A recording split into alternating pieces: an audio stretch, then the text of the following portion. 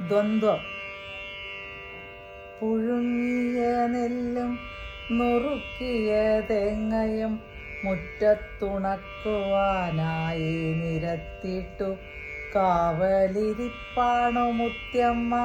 ചാവടിക്കോലായിൽ നീണ്ട വടിയുമായി കറുത്തോരുടുപ്പുമണിഞ്ഞു കാകാ എന്നു ചുറ്റിത്തിരിയുന്നു മുറ്റത്തൊരാൾ.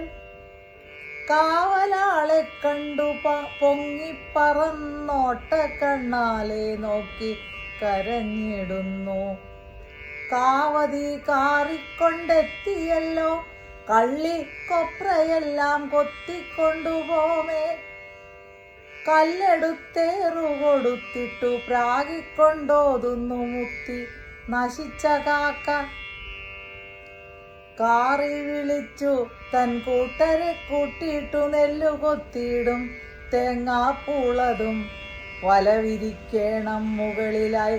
പിന്നെ കറുത്ത തുണിയൊന്നു കെട്ടിടേണം, മണിയൊന്നു കെട്ടിയിടയ്ക്കു വലിക്കണം. പേടിച്ചു വേഗം പറന്നുകൊള്ളും അമ്പരന്നുണ്ണി ചോദിക്കുന്നു മുത്തിയോടിന്നലെ ശ്രാദ്ധച്ചോറൂട്ടുവാനായി കാക്കയെ കാണാഞ്ഞിട്ടേറെ കണ്ണീർ വീഴ്ത്തി കുത്തിയിരുന്നു തവിച്ചതല്ലേ.